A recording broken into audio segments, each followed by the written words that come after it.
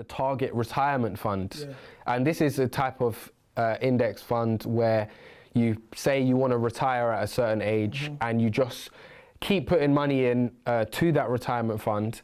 And actually what happens is, as the fund gets older and you get closer to that target retirement date, the risk that they have reduces. So you might have a lot of, my understanding anyway, you might have higher risk index funds, and then later down the line you might have more bonds. We haven't touched on bonds yet.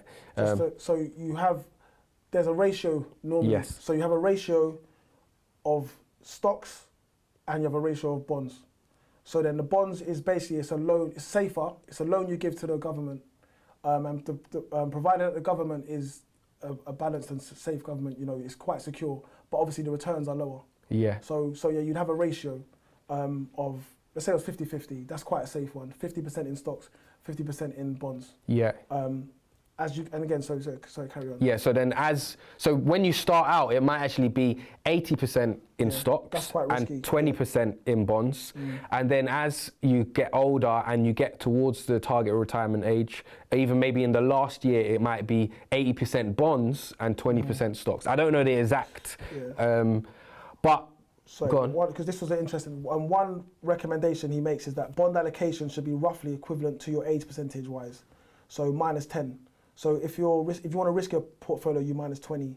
So for example, if you're 40, you'll have 40% or 20% in bonds, and then the remaining 70 or 80 in stocks. Does that make sense? Yeah. Yeah. So that's kind of what he kind of recommends. That. Yeah. What I just said. So if you're 60, you'd have 60% in bonds and 40% in stocks. Yeah. Because it's safer. Yeah. As you get older. So that's a nice framework to follow. But I've actually found that chapter quite self-gratifying because I have a target retirement fund that I've put money into, and I just liked that it made me feel like I made the right decision. You know, it was like an ego stroke, this book's telling me I did the right thing. So yeah, anyway, that. No, I mean, in that chapter, it's just being about responsible. It says the chapter or rule 5, build mountains of money with a responsible portfolio. So hence we're talking about bonds. And also, I touched on it a little bit before, but the global couch potato portfolio. And that's just kind of your money, because even there's more than one type of index. There's more than one index provider. Obviously, we spoke about Vanguard. There's others out there. Yeah. What if you are kind of trying to compare different indexes, the percentages of the management fees is where you need to look again, because with the compounding, that 1%, you know, I think he mentioned Virgin had a similar one. I don't think they do it anymore, but they had a similar fund to the Vanguard one, but the management fee was 2%.